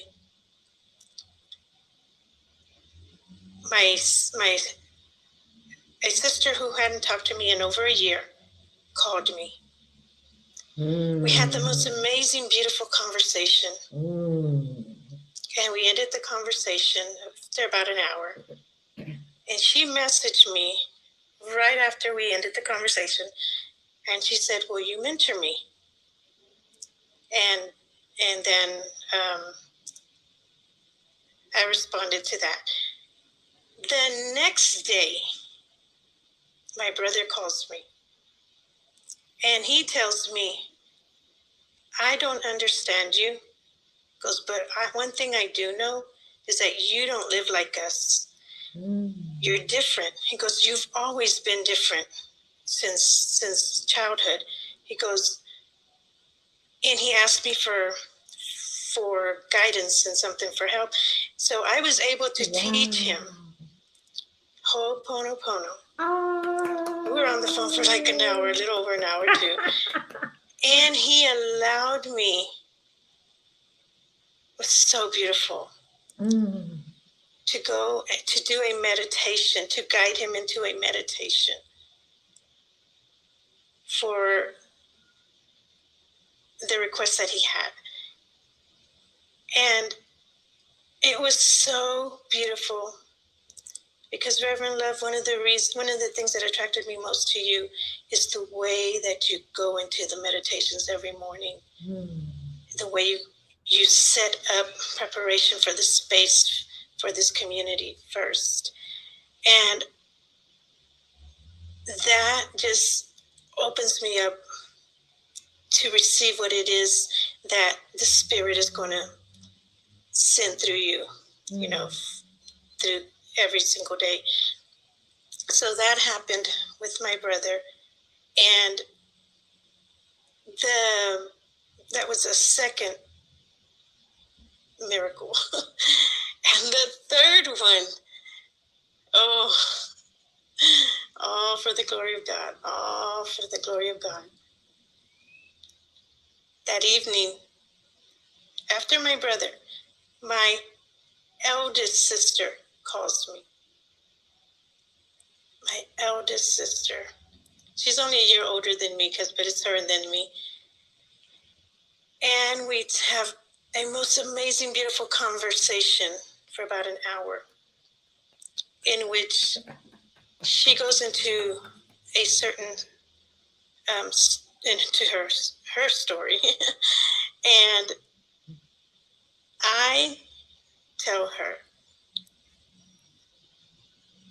I'm listening to you. And I told her, but I have dropped my story. I am no longer talking about it. And she respected that. And we continued to talk for like another 40 minutes. And during our conversation, she also made the comment that I was different and that they just didn't always understand. But she was like, I just always wanted to be like you. which is interesting because I always wanted to be like her. And she says, and she apologized for some things. And I said, there's nothing to apologize for. Go, you haven't done anything. She goes, go, nothing has been done, because I'm working on correcting my own illusions. I mean, I didn't tell her that. I'm telling you that. Mm-hmm. So in my heart, I am working on that. And I'm ho'oponoponoing myself with every single sibling. Mm. And it was just so beautiful. Mm. And I knew that because I had stepped on stage, I already knew my breakthrough was coming. I knew it. But I knew, because I got the support of you and Dr. Jiwa, that y'all opened up that space for this next step in my life. Mm. Beautiful. And I am so grateful, all for the glory of God. Mm. All for the glory of God, because nothing I ever do is for me. It's all for God. That everything that comes to me is an expression of God. And I know that. And I thank y'all for that support, for helping me to correct my illusion. And I just feel so, I don't know, the word is confirmation, because I had been looking for, or asking, or knowing that confirmation was there. It was coming. And when these three things happen, one after another, I am once again reminded of the power of God. Once again reminded of how I walk in my daily life shows up for me. And I said, and I remind myself, don't you ever go back to that bullshit story. Woo. And I am complete. Thank you. I love you so much. Woo. Praise. Hallelujah. Praise. Hallelujah. Hallelujah. Ashe. Yes. Hallelujah. Ma'am. Hallelujah. That's how you do it. And you can see the immediate results. Your sister called you, your brother called you, and then your other sister called you. Yes, ma'am. I mean, that is so God. That is so God. That is right so there. God. Yes. So God. Yes. I don't have any other words to say. That is so freaking God right there. Yep. Yeah. And I tell my husband, I just couldn't contain my joy.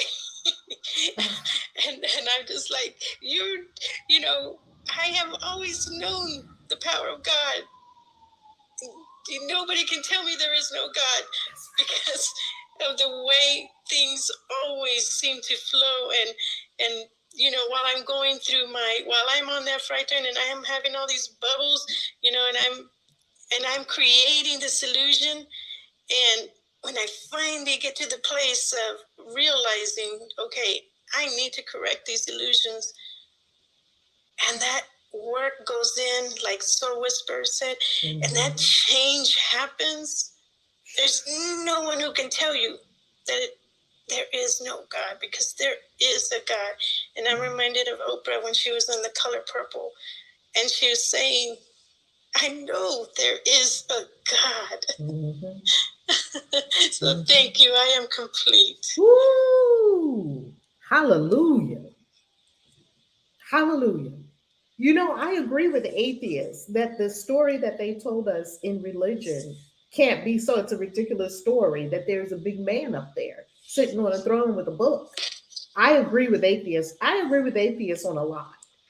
The departure is that there is no, right? Because I think a spiritual person has a different knowing of source than a religious person, right? Yes, ma'am. You And did. I when one time when you mentioned that you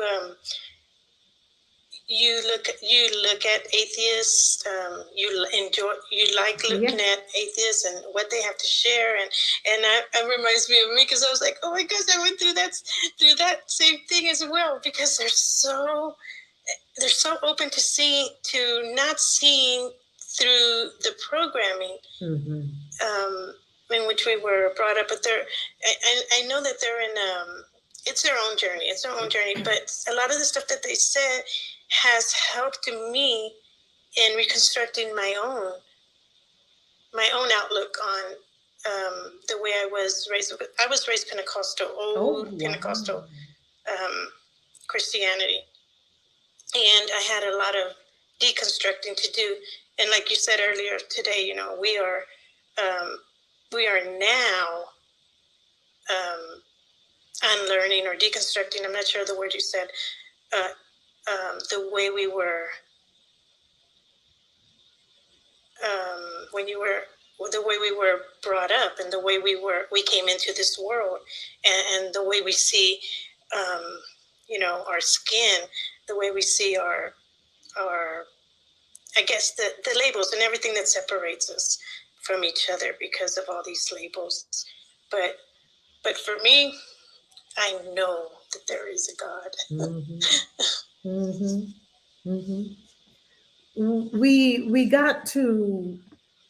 We got to grow up, didn't we, family? Yes. We got to grow up, because when we were little, we wanted to believe that there was this big giant man in the sky that would save you, right? I wanted to believe that there was some big giant man in the sky that would save me. Yeah, no. That's how I saw it too, And I would always look up to the sky, because that's how I was raised, and I would be like talking to God, but not within me. Right. Talking to God through the outside, until I learned better. But that's exactly right. That it was an external judge, creator. It was all external to us. And did we matter to him? I don't know. And it was a him, and it couldn't be anything other than a him. Oh, yes. Right? I remember that, yes. So yeah. Continue, Sylvia. I mix it up now. And I have been doing these little snippet videos of A Course in Miracles, 5 lessons at a time, and I put them on Facebook. And when it comes, like now, I say, I have many, many names, Gaia, him, her, it, source, energy, just whatever comes to my heart. It's never even an intention of a label to separate me from this beautiful love that is always with me, because God goes with me wherever I go. And I just know that when I put a label on it, then I separate myself from what I think it is that God is within myself. So I'm sometimes ho'oponopono that night, and I just say, God, I'm just doing the best I can. I love you. I love you. Mm-hmm.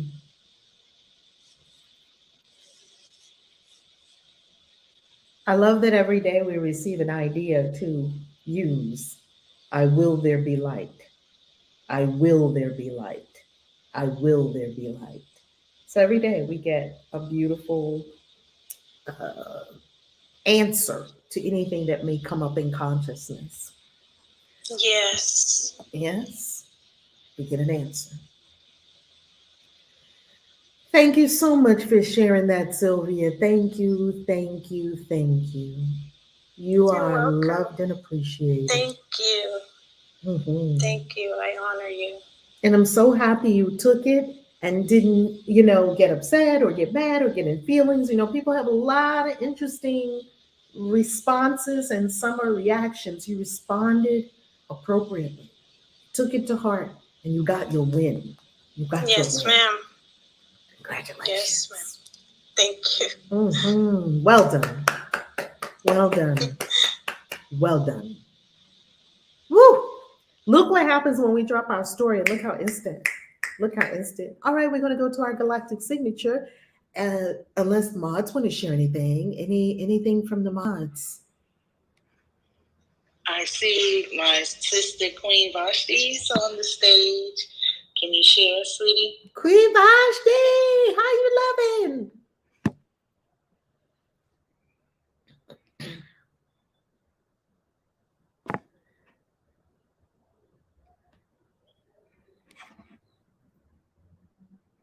She might not be able to unmute. She's actually bilocating because there's two of her on stage. Look at, there was two of her on stage. Did you see that? That there was two of her on stage? No, I didn't. But if there's two, then that's great. I know, right? Oh my goodness. There's a picture of Chandra family. That picture is amazing. I'm going to show you who was speaking this morning. There's Dr. B. We looked at Queen Hadassah.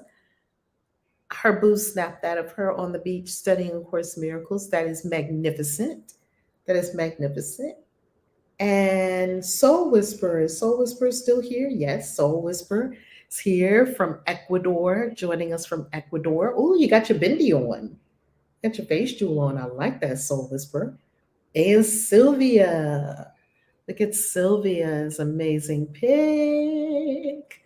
All of our incredible beings this morning. Queen Vashti, are you able to speak?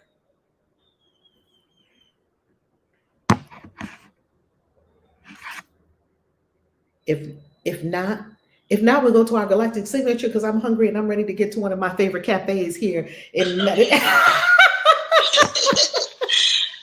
Beautiful. Oh, today we are in Ken 195 Blue, Cosmic Eagle. I endure in order to create, transcending mind. I seal the output of vision with the cosmic tone of presence. I am guided by the power of self-generation. I endure in order to create, transcending mind. I seal the output of vision with the cosmic tone of presence. I am guided by the power of self-generation. I endure in order to create, transcending mind. I seal the output of vision with the cosmic tone of presence. I am guided by the power of self-generation.